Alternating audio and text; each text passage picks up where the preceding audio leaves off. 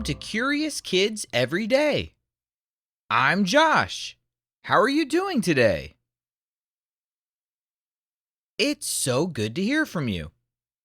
Hey, I've got a question for you. Does your family own a car? If you do, what color is your family's car? Some people have smaller cars and some people have big vans. Our family has 3 kids and we have another baby on the way, so we have a big minivan. We drive it everywhere we go.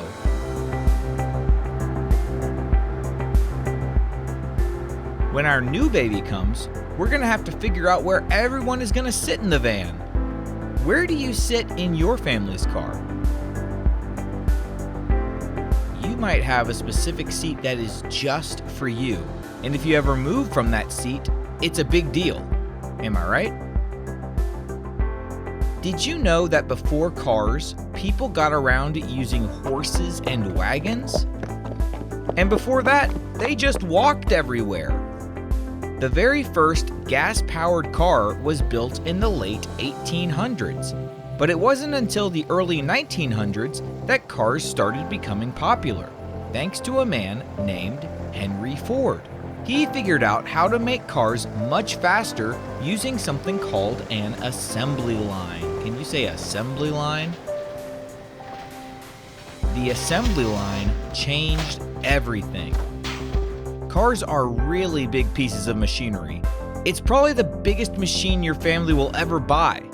Have you ever wondered how cars are built?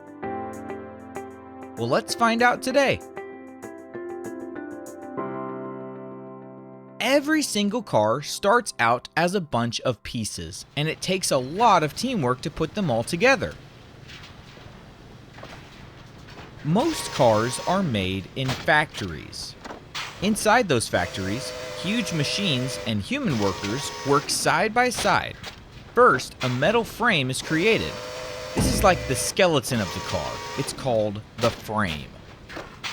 It gets shaped by giant robots that can lift, bend, and weld pieces of metal together. Then, the frame moves down something called an assembly line. That means it slowly travels along a path where different parts get added on step by step. Along the way, machines and workers attach the wheels, the engine, the seats, and the windows. They even hook up the electronics so that things like lights, air conditioning, and radios work. At the end of the line, the car gets painted, often by robot arms that spray color evenly. And then it gets tested to make sure everything works just right. You might have noticed that lately there are more and more electric cars on the roads. When I was a kid, we didn't really have electric cars, but now I see them everywhere. And I was wondering if they are built any differently than gas-powered cars. And the answer is not really. The main difference is that electric cars don't have a gas engine. Instead, they use a big battery and electric motor. But most of the other parts are added the same way.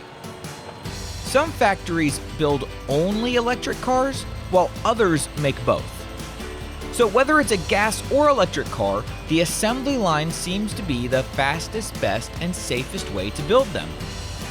And speaking of safety, have you ever wondered how we know if a car is safe to drive? Well, before a new car can be sold, it has to pass some super important safety tests. One of the most important is the crash test. And yes, this is exactly what it sounds like. They actually crash brand new cars on purpose. In a crash test, the car is sent speeding into a wall or slammed into another object to see what would happen in a real accident. Inside the car are special robot passengers called crash test dummies. They're filled with sensors that measure how much force is on different parts of the body during the crash. The tests help engineers figure out how to make cars safer, like adding better seatbelts or airbags, or maybe making the car have a stronger frame. After the crash, scientists study everything to see what worked and what didn't. And guess what? They don't just crash one car. They do it over and over in different ways until they know that the car they're building is safe for the road. Thanks to crash tests, cars today are safer than ever. It takes many hours and hundreds of people, robots, and crash test dummies working together to build just one car. And once it rolls off the line, it's ready to head out into the world, maybe even to your driveway.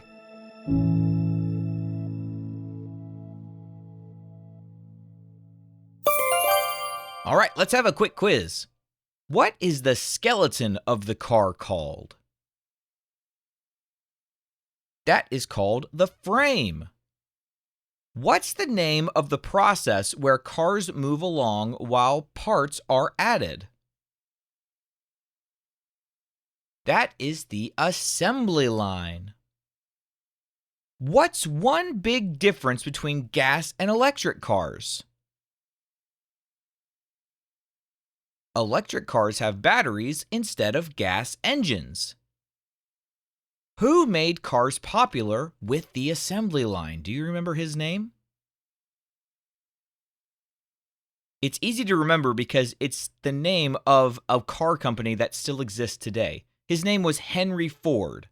If you've ever seen a car that says Ford on it, yep, that's the company Henry Ford started in 1903. The first big success for Ford was the Model T, which came out in 1908. It was simple, reliable, and cheaper than most other cars at the time, thanks to the assembly line process that he pioneered. All right, let's play true or false. True or false, the car frame is built first. That's true. True or false, all cars are painted by hand. That is false. Many are painted by robots. True or false? Only robots build cars. That's false. People and robots work together. True or false? Electric cars still use engines that burn gasoline. That is false. They use electric motors and batteries. Would you rather drive a super tiny car that can zip through traffic, like it can go between the cars and maybe it doesn't even have to stop at red lights, it can just go straight from one place to another? Or would you rather have a car that can fly for short distances?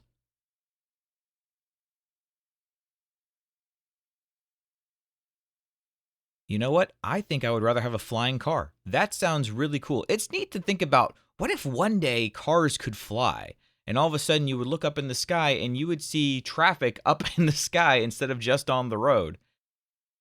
But you know what? Maybe if cars were flying up in the sky, there wouldn't be so much traffic because they would have all of that area to fly around. I don't know. What do you think? Can you imagine cars flying up in the air right now?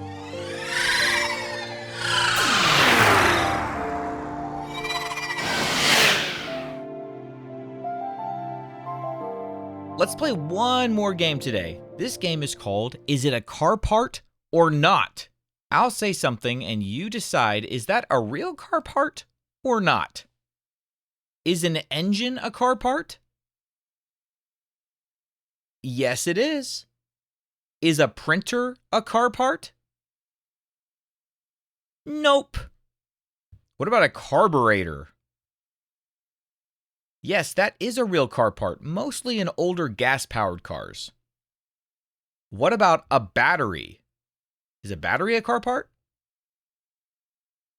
It sure is. What about the radiator? Is that a car part? Absolutely. It helps keep the car cool. What about the hammer? Is that a car part?